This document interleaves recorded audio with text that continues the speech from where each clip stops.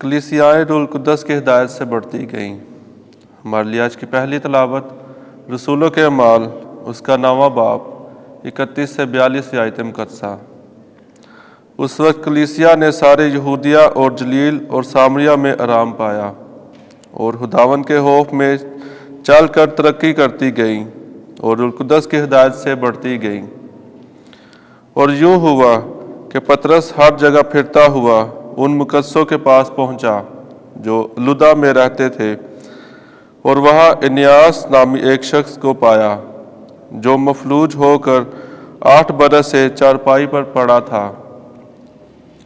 پطرس نے اس سے کہا، اے انیاس، یسوع مسیح تجھے شفا دیتا ہے، اٹھ اور آپ اپنا بستر اٹھا۔ وہ اسی دم اٹھا، اور لدہ اور شرون کے سب رہنے والوں نے اسے دیکھا اور خداوند کی طرف رجوع لائے۔ اور یافا میں ایک شاگرد طبیطہ نامی تھی جو کثرت سے نیک اعمال اور خیرات کیا کرتی تھی، اور یوں ہوا کہ ان دنوں میں وہ بیمار ہو کر مر گئی، اور انہوں نے اسے نہلا کر بالہانہ میں رکھا۔ اور اس لیے کہ لدہ یافا کے نزدیک تھا، جب شاگردوں نے سنا کہ پطرس وہاں ہے تو اس کے پاس 2 آدمی بھیج کر درخواست کی کہ ہمارے پاس آنے میں دیر نہ کر۔ تب پطرس اٹھ کر ان کے ساتھ چلا، اور جب پہنچا تو اسے بالہانہ میں لے گئے، اور سب بیوہ عورتیں روتی ہوئی اس کے آس پاس کھڑی ہو کر اسے وہ کرتے اور کپڑے دکھاتی تھیں جو غزالہ نے ان کے ساتھ رہتے ہوئے بنائے تھے۔ پطرس نے سب کو باہر کر کے اور گھٹنے ٹیک کر دعا کی اور لاش کی طرف متوجہ ہو کر کہا، طبیطہ اٹھ۔ تب اس نے اپنی آنکھیں کھول دیں اور پطرس کو دیکھ کر اٹھ بیٹھی، اور اس نے ہاتھ پکڑ کر اس کو اٹھایا اور مقدسوں اور بیوہ عورتوں کو بلا کر اسے زندہ ان کے سپرد کر دیا۔ سارے یافا میں مشہور ہو گیا اور بتھیرے خداوند پر ایمان لائے۔ پاک کلام کے پڑھے اور سنے جان پر خداوند کی برکت ہو۔ زبور 116۔ جماعتی جواب۔ خداوند کی سب مہربانیوں کے لیے میں کیا اوزانہ دوں؟ میں اس کی سب مہربانیوں کے لیے خداوند کو کیا اوزانہ دوں؟ میں نجات کا پیالہ لے کر خداوند کا نام لوں گا۔ جماعتی جواب۔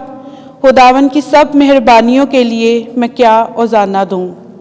میں اس کی تمام امت کے روبرو خداوند کے لیے اپنی منتیں ادا کروں گا۔ خداوند کی نگاہ میں اس کے برگزیدوں کی موت بیش بہا ہے۔ جماعتی جواب۔ خداوند کی سب مہربانیوں کے لیے میں کیا افسانہ دوں؟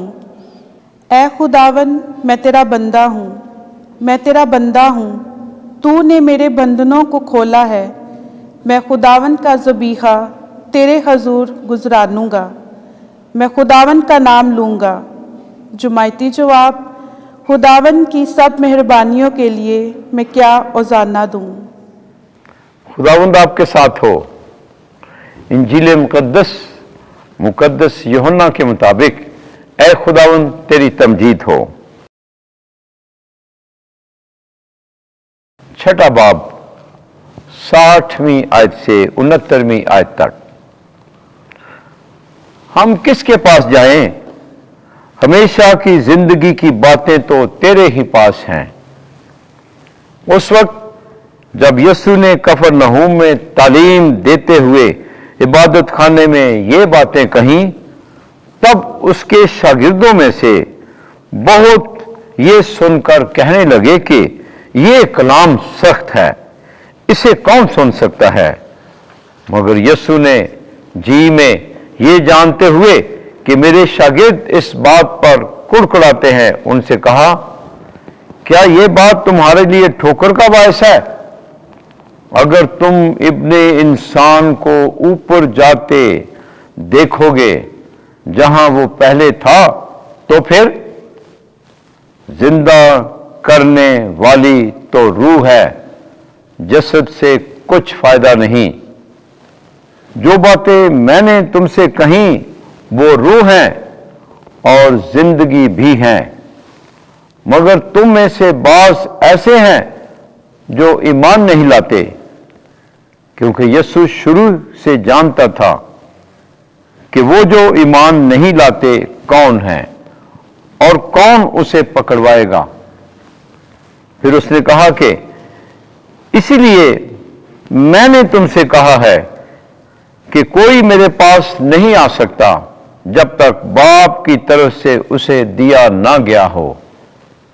اس کے بعد اس کے بہت سے شاگرد پھر گئے اور آئندہ اس کے ساتھ نہ رہے۔ تب یسوع نے ان 12 سے کہا کہ کیا تم بھی چلے جانا چاہتے ہو؟ شمعون پطرس نے اسے جواب دیا کہ اے خداوند، ہم کس کے پاس جائیں؟ ہمیشہ کی زندگی کی باتیں تو تیرے ہی پاس ہیں۔ انجیل مقدس کے وسیلے سے ہمارے گناہ معاف کیے جائیں۔ اے مسیح، تیری ستائش ہو۔